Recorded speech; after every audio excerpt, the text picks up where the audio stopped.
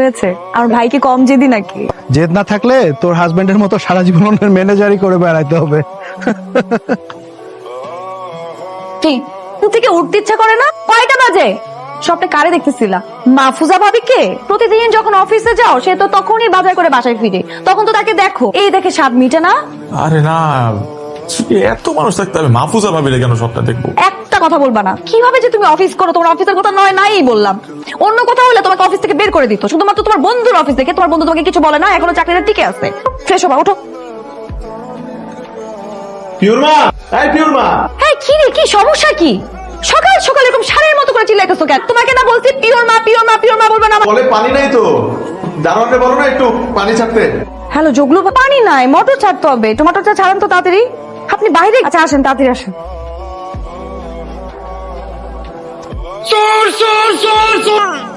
আমি চোর। আপনার ব্যবস্থা হলো কেমনে? সারাদিন কোথায় থাকো তুমি? ট্যাঙ্কিতে যে পানি নেই, আমি যে পুরো গোসলটা করতে পারলাম না, এই দায়িত্ব কার? একলা কত কিছু সামলাবো কর। আরে কি একটা কাজ এমন করে। এই চুপ করো। স্যার আপনি যান, আমি সুইচ ছেড়ে দিয়েছি। আসসালামু আলাইকুম ভাবি। ওয়ালাইকুম আসসালাম। আপনি পানি পেয়েছেন? হ্যাঁ, পরে পাইছিল। আচ্ছা শুনেন, এখন থেকে যদি পানি না পান আমার বাসায় চলে আসবেন। আমার বাথরুমে বড় ড্রাম ভর্তি করে পানি ধরে রাখেন, আরামসে শাওয়ার নিন, ঠিক আছে? আপনার বাসায় জোকস করছিলাম, কিছু মনে করেন না। আজকে কিন্তু ভাই আপনাকে অনেক হ্যান্ডসাম লাগছে। আসলে আপনার দেখা চোখ সুন্দর, তাই এরকম বলতেছেন। আজকে আপনাকেও দেখতে সুন্দর লাগতেছে। কি যে বলেন ভাই, আমি যাই। বাবা তুমি আন্টির সাথে কথা বলছো কেন? দাঁড়াও, মামাকে নিতে আসলে আমি মামাকে সব বলে দিব। না না মা, মাম্মাকে সব বলতে হয়? তাহলে আমাকে আইসক্রিম কিনে দাও। নিজের বাপকে ব্ল্যাকমেল করতেছ? আমি মামাকে আমার সব বলে দিব। না না না না, ঠিক আছে, আপনার আইসক্রিম কিনা দিব আমি এখন। তোর মারে কিছু বলিস না, তোর মা জানতে পারলে আমার মাইটা তক্তা বানায় ফেলাবে।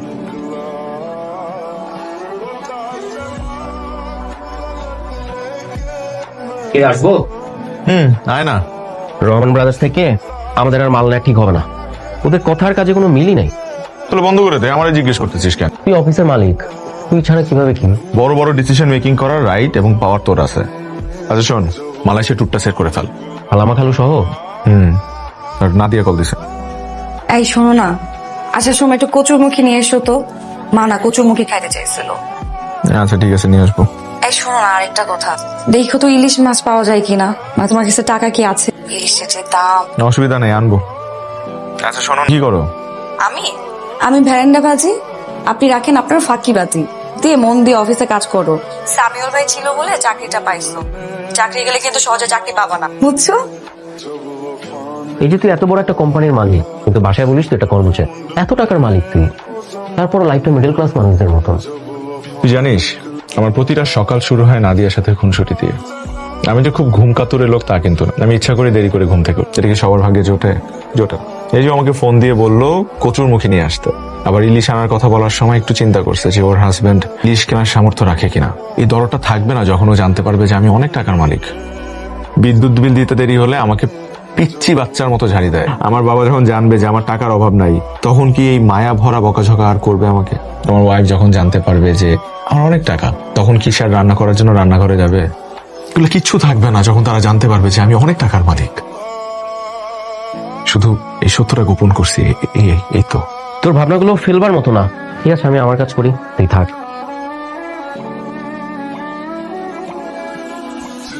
তুমি যা আনতে বলছিলে সব নিয়ে আসছি। এই গুড়া চিংড়ি কেন নিয়ে আসছো?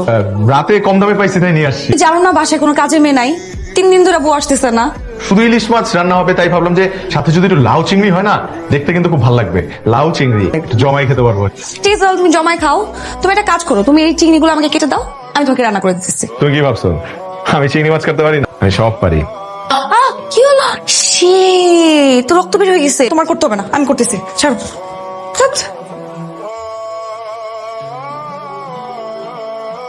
এখনই শুয়ে পড়বা? ইদানিং তুমি আমার দিকে খেয়ালই করছো না।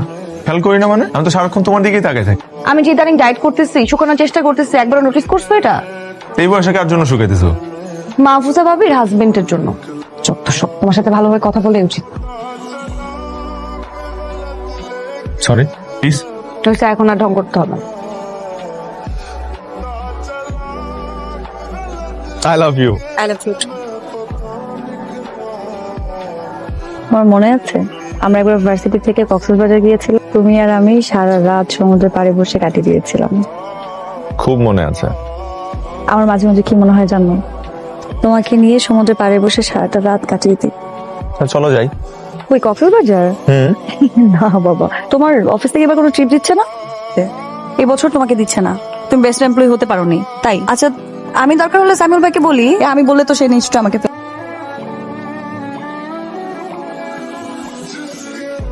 কি ব্যাপার ভাই, এসিন কি বন্ধ? এখন বুকটা দুজনের সিট হবে না? সরি, আমাদের স্যার লাঞ্চ আপাতার ফ্যামিলির জন্য বুক করে রেখেছে। চলো পাশের টেবিল। আচ্ছা, আমি একটা জিনিস বুঝলাম না, যখনই তুমি আমাদেরকে নিয়ে খেতে বের হও তখন যে রেস্টুরেন্টে যাই সেই রেস্টুরেন্টই ফাঁকা থাকে। হ্যাঁ, আমি না এটাও খেয়াল করেছি, মানে যখনই আমরা একসাথে কোথাও খেতে যাই ওই রেস্টুরেন্টে আমরা ছাড়া কোনো কাস্টমারই নাই। এটা আমি কি করে বলবো বলো তো? লাকিলি হয়তো বা হয়ে যায়, তোমাদেরকে নিয়ে যখন খেতে আসি তখন অন্যরা কেউ খেতে আসে না। কিন্তু ভালোই লাগছে যে আশেপাশে কোনো মানুষ নেই, আমরা আমাদের মতো করে খেতে পারতেছি, আমরা আমাদের মতো আছি, এটা কিন্তু ভালো লাগছে, কোনো কমপ্লেন নাই। আসসালামু আলাইকুম স্যার। স্যার আপনি এখানে? স্যার সামিউল স্যার এটা কোনো কাজ কোম্পানির ভেন্ডারের লিস্ট থেকে আমাদের নামটা বাদ দিয়ে দিচ্ছে। স্যার আপনি একটু কথা বলে দেখেন না, যদি কিছু করা যায় স্যার। বোকা বন্ধু আমার। কেমন আছিস তুই? জি স্যার। কি স্যার স্যার শুরু করলো আমি বুঝলাম। ভাই তুই সামিউলে গিয়ে স্যার স্যার কর, আমারে স্যার করিস না। বুকে আয় বেটা তো।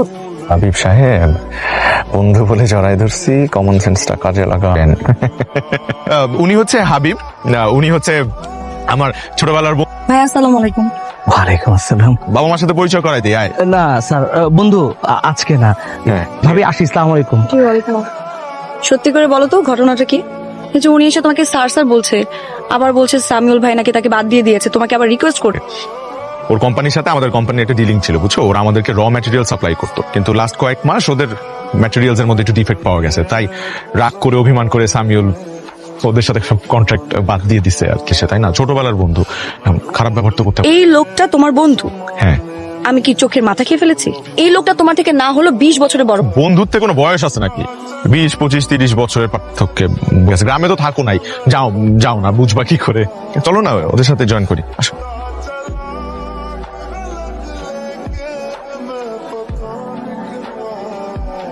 বিশ্বাস করেন ভাবি, হুবহু রাকিব ভাইয়ের মতো।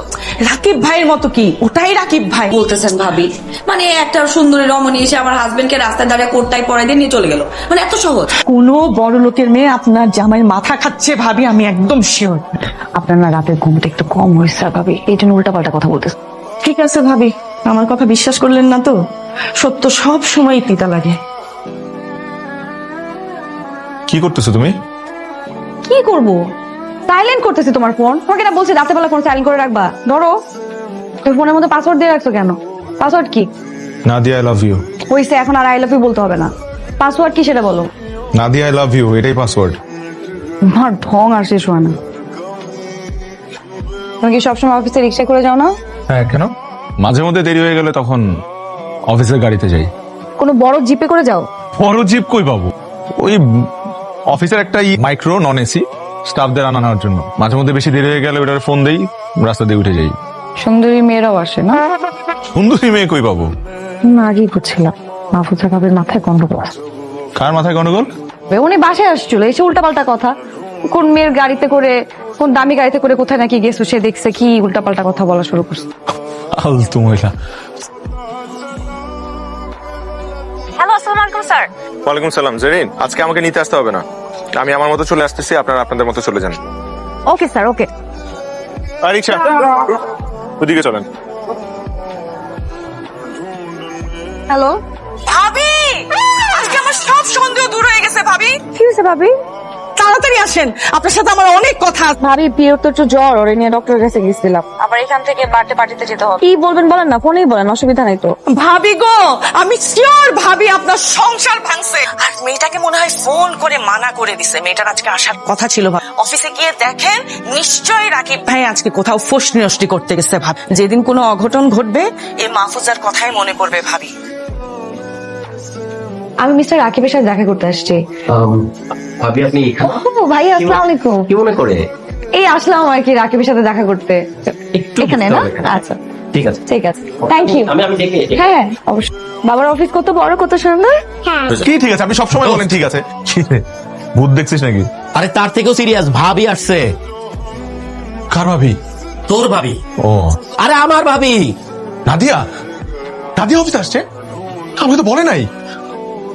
আপনি এখানে বসেন, আমার চেয়ারে এসে বসেন। আরে যা বলতে সেটা করেন না, ফাস্ট করেন, ফাস্ট ফাস্ট। আমি আপনার চেয়ারে কিভাবে বসবো? আরে ভাই বসেন না রে ভাই। আমি ঠিক আছে? হ্যাঁ সামিউল ভাই, আরে তুমি নাদিয়া অফিসে আজকে?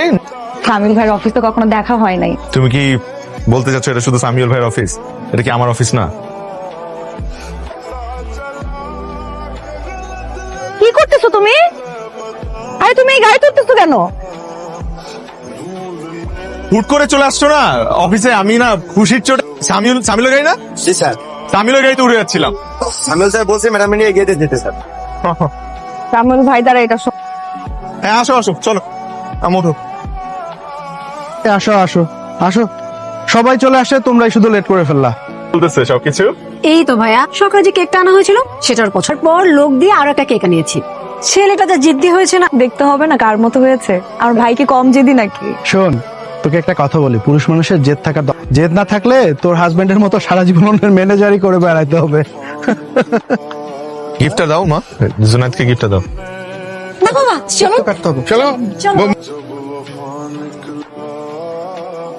মা দেখো কি আমার ট্যাপটা ভেঙে ফেলেছে। হাই হাই, এটা তুমি কি করছো পিউ? তুমি জানো এটার দাম কত? ওর খালা অস্ট্রেলিয়া থেকে এটা পাঠিয়েছে, 1 লাখ টাকা। বাচ্চা মেয়ে, ওকে এত কিছু বোঝে? তুমি কি কোনো কারণে রাগ করছো? ভাইয়া ভাবিরা কি পরিমাণে অপমান করলো সবার সামনে। 4-5 হাজার টাকা দিয়ে তুমি একটা গিফট কিনে দিলা। তুমি যা বল, এটাকে দুঃসাহস বললে কম বলা হবে। যেটা বলতেছি সেটা আমার আর নাদিয়া দুজনের ভালোর জন্যই বলতেছি। কোনটা ভালো কোনটা মন্দ সেই সিদ্ধান্ত নেবার যোগ্যতা কি তোমার হয়েছে? আঙ্কেল, আমি একটা কথা আপনাকে বুকে হাত দিয়ে বলতে পারবো যে আমি আপনার মেয়েকে ভালো রাখবো, সুখে রাখবো। এখন তুমি যাও, আর কোনোদিন যেন নাদিয়ার সঙ্গে তোমাকে না দেখি।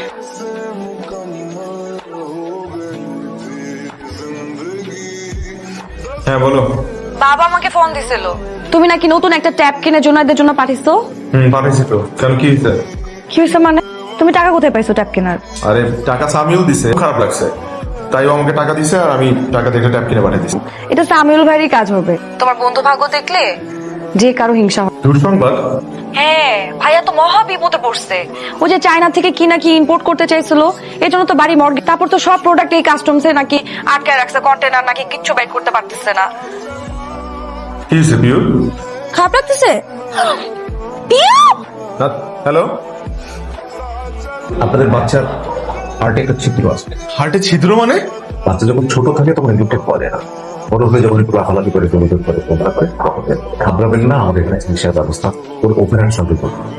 Open heart? এতটুকু ছোট বাচ্চার ওপেন হার্ট কি করে হয়? এটা ছাড়া আর প্লিজ আমার মেয়ের অপারেশনের ব্যবস্থা করে রাখতে।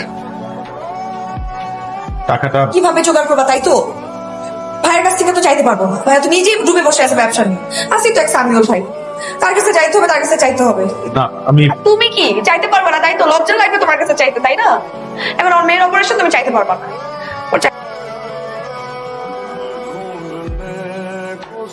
রাকিব খুব সহজ সরল একজন মানুষ। ও এতগুলো টাকা কিভাবে জোগাড় করে? এই ঋণ আমরা শোধ করতে পারবো না। ভাবি আই এম সরি, আমি একটা কথা আপনার কাছে গোপন করেছি। ভাবি, আপনি যে প্রশংসা করছেন, যা কিছু বলছেন আমি করেছি, তার কোনো কিছুরই যোগ্য আমি না। আমি ওর জন্য কিছু করিনি, আমাকে কিছু করতে হয়নি। যা কিছু করার রাকিবই করেছে। রাকিব করেছে মানে বুঝলাম না। আজকে না বলে পারছি না। আপনি যে কোম্পানিটা দেখেন সেই কোম্পানির মালিক আমি না, আমি কর্মচারী, রাকিব মালিক। সে যে এত বড় লোক ভাবি সেটা কাউকে জানাতে চায় না। কত কত মসজিদ মাদ্রাসা যে রাকিবের টাকায় চলে তার কোনো ঠিক ঠিকানা নেই। প্রায় 300 ছেলেপেলের ভরণ পোষণের দায়িত্ব নিয়ে নিয়েছে শুধুমাত্র রাকিব। রাকিব এগুলা? এটাই সত্যি। আপনার কাছে বিশ্বাস নাই হতে পারে, পুরো পৃথিবীর কাছে অবিশ্বাস্য লাগলেও এটাই সত্যি। রাকিব আসলে ভাবি মধ্যবিত্ত জীবনের যে আনন্দ, যে সুখ, সেটাই সবসময় পেতে চেয়েছে। 6 কোটি? হ্যাঁ, আপনার ব্যাংক লোনের পরিমাণ তো এটাই ছিল নাকি? কিন্তু আপনি শুধু নাদিয়ার বড় ভাই না, আপনি আমারও বড় ভাই। আর আপনজনদের বিপদে পাশে দাঁড়ানোই তো উচিত, তাই না?